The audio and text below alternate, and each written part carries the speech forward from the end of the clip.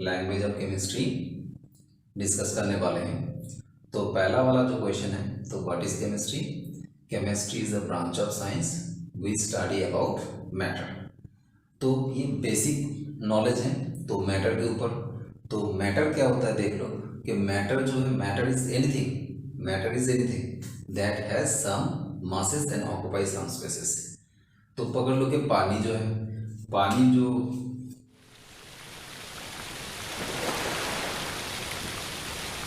तो पानी के अंदर क्या होता है, पानी का मॉलिक्यूलर फॉर्मूला H2 होता है। तो कोई भी मैटर का जो स्मॉलेस्ट यूनिट होता है वो हम लोग मॉलिक्यूल बोलेंगे, ठीक है। तो molecule is the smallest unit of matter that has independent existence, right, that has independent existence. So now we can say that water is pure substance. Water is pure substance. ये water जो pure substance होगा जब इसके अंदर खाली 2 atoms of hydrogen रहेगा और 1 atom of oxygen रहेगा। तो that time we can say that it is a pure substance, right. Now elements. What is elements? कोई भी मैटर को ले लो, उसको तोड़ के लास्ट जो पार्टिकल्स मिलेगा, this is called elements. So elements can not be further subdivided into simpler form and it most pure form of a matter, so that why it is called elements. और elements जो होता है, elements atom से made up होता है। तो elements किससे बनता है? एटम से, right. So atom is the smallest unit of element जो है वो एटम से तो बनता है। अब एटम जो है वो फिर सब डिवाइडेड होगा, फिर उसके अंदर एक न्यूक्लियस आ जाएगा और बाहर में इलेक्ट्रॉन घूमेगा। वो जो न्यूक्लियस है उसके अंदर क्या है? प्रोटॉन और न्यूट्रॉन रहता है और बाहर में जो है वो इलेक्ट्रॉन रहता है। ऐसे करके हम लोग मैटर को सब डिवाइडेड कर सकते हैं, ठीक। एटोमिसिटी क्या होता है? एटोमिसिटी क्या होता है? एटोमिसिटी होता है कि कोई भी मॉलिक्यूल के अंदर जितना एटम रहे, ठीक है। तो हम लोग इसको पहले देख रहे थे, mono atomic,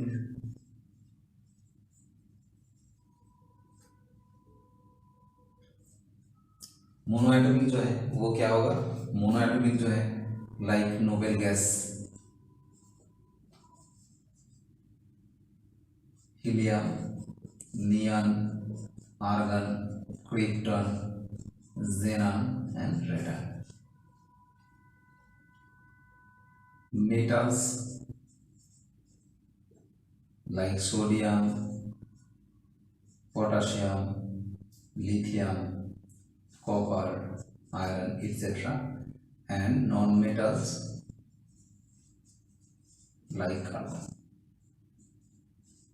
These all are the monoatomic elements. And now diatomic. Diatomic: oxygen, nitrogen, fluorine, chlorine. Triatomic: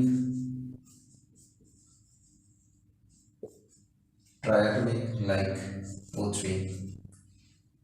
Tetratomic: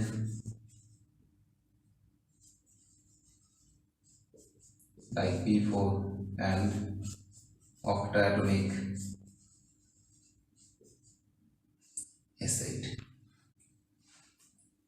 So these compounds are made by 8 elements, so that's why it is octatomic, 4 tetratomic, 3 triatomic and 2 diatomic, and these are the all made by single one atom, so that's why they are called monoatomic, right? अब हम लोग symbol किसको बोलते हैं वो हम लोग देखेंगे। सिंबल जो होता है, सिंबल किसको बोलते हैं? एलिमेंट्स का जो नाम होगा उसका एब्रिविएशन फॉर्म जो होगा उसको हम लोग क्या बोलेंगे? सिंबल। लाइक कार्बन,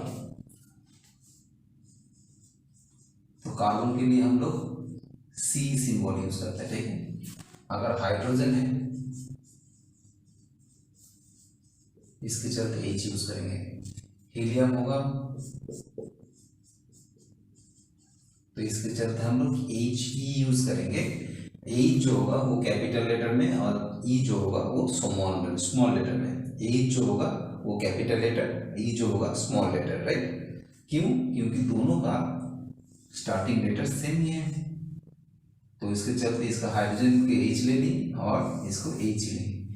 तो ऐसे करके कुछ होगा कि कार्बन, कैल्शियम, ठीक है, कोबाल्ट, क्रोमियम, तो ऐसे करके जब होगा तो हम लोग देख लेंगे।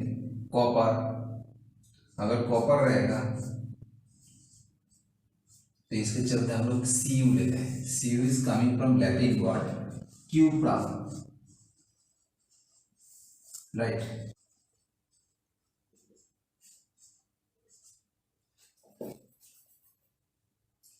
क्रोमियम को हम लोग Cr में लिखेंगे, ठीक है। आप कुछ जो एलिमेंट्स होगा उसका हम लोग लैटिन नाम देख लेंगे। ये जो गोल्ड है, ठीक है, तो गोल्ड का लैटिन नाम क्या होता है? ऑरम होता है। जो है सिल्वर का जो लैटिन नाम होगा वो क्या है? आर्जेंटम है। तो गोल्ड के लिए ऑरम जो है उसका सिंबल हम लोग Au लिखते हैं, सिल्वर का जो है आर्जेंटम लिखते हैं, ठीक है। ऐसे करके हम लोग कॉपर मिल जाएगा तो क्यूप्रम आ जाएगा, क्यूप्रम से Cu लिख देंगे। इसका जो लैटिन नाम का जो टेबल है इधर दिया हुआ है, इधर से आप लोग स्क्रीनशॉट डाल सकते हैं, ठीक है। सिंबल लिखेंगे, ये भी ध्यान में रखेंगे, जो पहला वाला लेटर होगा वो कैपिटल लेटर होगा और दूसरा वाला जो होगा वो स्मॉल लेटर होगा। ऐसे करके रहेगा तो इसको हम लोग कोबाल्ट एलिमेंट बताएंगे, ठीक है। अगर ऐसे हो गया कि ए बी कैपिटल हो गया और ए बी कैपिटल हो गया तो this is a compound and this name is carbon monoxide.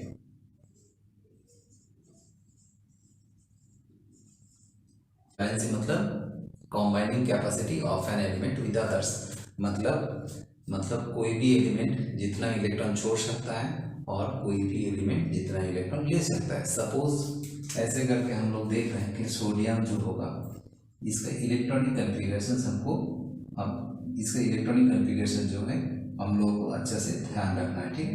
2 electron, तो देखो इसका क्या है, एक इलेक्ट्रॉन ही है ना बाहर में, तो एक इलेक्ट्रॉन क्या कर सकता है? वो छोड़ सकता है। तो एक इलेक्ट्रॉन अगर छोड़ देगा तो ये क्या बन जाएगा? Na positive. तो ऐसे करके जो मैग्नीशियम है उसका भी इलेक्ट्रॉनिक कन्फिगरेशंस ये याद आना चाहिए, नहीं तो हम दिखा देंगे फर्स्ट 20 एलिमेंट का जो इलेक्ट्रॉनिक कन्फिगरेशंस होगा वो इलेक्ट्रॉनिक कन्फिगरेशंस हम लोग नेक्स्ट वीडियो में बना देंगे। तो ये 2 इलेक्ट्रॉन छोड़ सकता है तो इसके चलते Mg2 पॉजिटिव बन जाएगा, ठीक है। ऐसे करके बाहर में अगर क्लोरीन जो है वो क्या है? 287 है। तो अब तुम लोग बताओ कि ये वाला जो है ये वाला इलेक्ट्रॉन देगा और इलेक्ट्रॉन लेगा तो क्या करेगा? तो सिंपल है ना, तो सब जो है इलेक्ट्रॉन दे लेके क्या बनता है? नियर जो नोबेल गैस है उसकी तरफ स्ट्रक्चर बनता है। तो इसमें एक इलेक्ट्रॉन आ जाएगा तो क्या हो जाएगा? उसका ऑक्टेट कंप्लीट हो जाएगा। तो ये एक इलेक्ट्रॉन ले लेगा, ठीक है। जो इलेक्ट्रॉन लेता है उसके ऊपर हम लोग नेगेटिव चार्ज देते हैं। क्यों?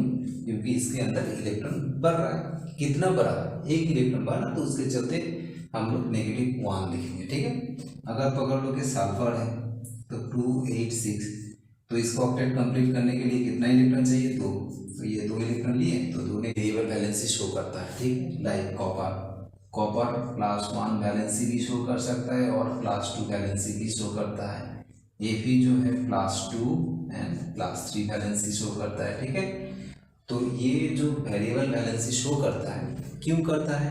क्योंकि इसका जो इलेक्ट्रॉनिक कन्फिगरेशन है तो इसका पेनाल्टीमेट सेल होगा, बाहर वाला जो सेल जो वैलेंस सेल हम लोग बताते हैं वो सेल नहीं, उसके अंदर जो सेल होगा वो सेल, ठीक है। अल्टीमेट जो सेल है बाहर के ठीक वैलेंस सेल के ठीक अंदर, ठीक है।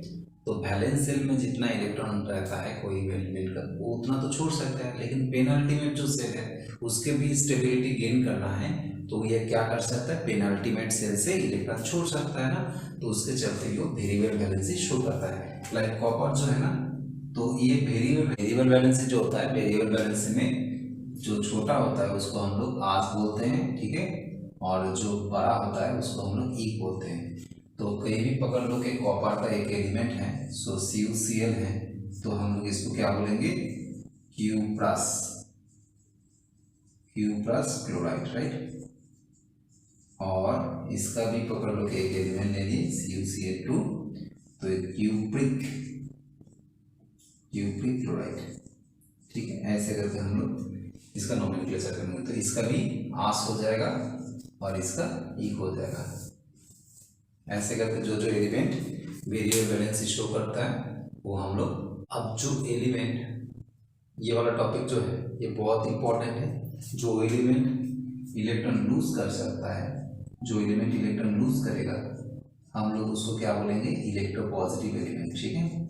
इलेक्ट्रोपॉजिटिव एलिमेंट, ये इलेक्ट्रोपॉजिटिव जो एलिमेंट होगा उसको हम लोग मेनली मेटल बताएंगे, ठीक है। सो मेटल, और इसको हम लोग बेसिक रेडिकल भी बोलेंगे, ठीक है। सो बेसिक रेडिकल, ठीक है।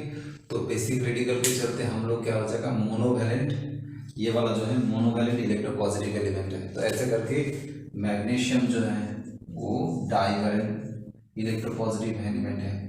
ऐसे करके Al3+ बन जाएगा तो ट्राइवैलेंट इलेक्ट्रोपॉजिटिव बन जाएगा, ठीक है। ऐसे करके Pb4+ भी बन जाएगा, तो ये टेट्रावैलेंट इलेक्ट्रोपॉजिटिव एलिमेंट इलेक्ट्रॉन लेता है, ठीक है। जो एलिमेंट इलेक्ट्रॉन लेगा लाइक क्लोरीन, तो एक इलेक्ट्रॉन लेके Cl नेगेटिव बन जाएगा, तो ये भी हो गया मोनोवैलेंट इलेक्ट्रोनेगेटिव एलिमेंट। तो जो इलेक्ट्रॉन लेता है उसको हम लोग इलेक्ट्रोनेगेटिव एलिमेंट बोलते हैं, ठीक है ना। और इसको हम लोग एसिडिक रेडिकल, ये नॉन मेटल बन जाएगा, ठीक है। और ये नॉन मेटल भी बोल सकते हैं, और इसको हम लोग एसिडिक रेडिकल भी बोलेंगे, ठीक है, एसिडिक रेडिकल। तो ये याद रखना है। अगर पकड़ लो कि ऑक्सीजन है तो ये 2 इलेक्ट्रॉन लेके ऑक्टेट कंप्लीट करता है, तो 2 बनेगा, तो ये डाइवैलेंट इलेक्ट्रोनेगेटिव एलिमेंट बन गया। ऐसे करके PO4, ये 3 नेगेटिव होता है, तो 3 इलेक्ट्रॉन लेता है, तो इसके चलते ट्राइवैलेंट। ऐसे करके फेरोसाइनाइड कंपाउंड रहेगा, तो ये टेट्रावैलेंट इलेक्ट्रोनेगेटिव एलिमेंट बताया जाएगा, ठीक है। ऐसे करके इसका ये टेबल इधर दिया हुआ है, आप लोग इधर से स्क्रीनशॉट लिए हैं। How to writing a chemical formula, तो इसके चलते ये इलेक्ट्रोपॉजिटिव और इलेक्ट्रोनेगेटिव वाला जो कॉन्सेप्ट है ये बहुत ज़्यादा से याद रखना है, ठीक है। तो ये याद रह जाएगा तो अच्छा से हम लोग कोई भी केमिकल फॉर्मूला लिख सकते हैं, ठीक है। तो सोडियम क्लोराइड का फॉर्मूला लिखना है, तो सोडियम लिख दिए, और इधर जो क्लोरीन है ये वाला लिखते हैं, ठीक है ना। तो सोडियम का वैलेंसी 1 है और क्लोरीन का भी वैलेंसी 1 है, क्योंकि ये इलेक्ट्रॉन छोड़ सकता है एक और क्लोरीन एक इलेक्ट्रॉन लेगा, ठीक है। तो इसको हम लोग क्रॉस कर देंगे, तो इसके चलते हम लोग को फॉर्मूला आ जाएगा NaCl। और क्लोरीन है तो मैग्नीशियम वैलेंसी 2 है और क्लोरीन का वैलेंसी 1 है, तो क्रॉस कर देंगे, इसका फॉर्मूला भी आ जाएगा। अगर दोनों सेम है तो कुछ लिखने का जरूरत नहीं, खाली बीच बीच में मैग्नीशियम क्लोराइड का ये वाला क्रॉस करने से ये वाला फॉर्मूला आ रहा है, ठीक है। ऐसे करके अगर मैग्नीशियम ऑक्साइड रहेगा, ठीक है, तो इसका वैलेंसी भी दो, इसका वैलेंसी भी दो, तो अगर सेम है तो ये कॉमन चला जाता है, तो इसके चलते इधर 1 1 बन जाएगा, और 1 1 क्रॉस करने से खाली फॉर्मूला लिख देने से भी हो जाएगा, ठीक है। मैग्नीशियम के बाद ऑक्सीजन लिख दीजिए।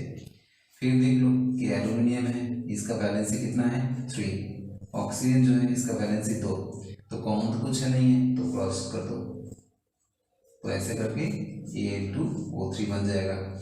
ऐसे करके हम पकड़ते हैं कि एमोनियम सल्फेट, तो एमोनियम जो है एक रेडिकल है, तो इसका वैलेंसी 1 होता है, और सल्फेट जो है इसका वैलेंसी 2 होता है, तो आप क्रॉस करना है।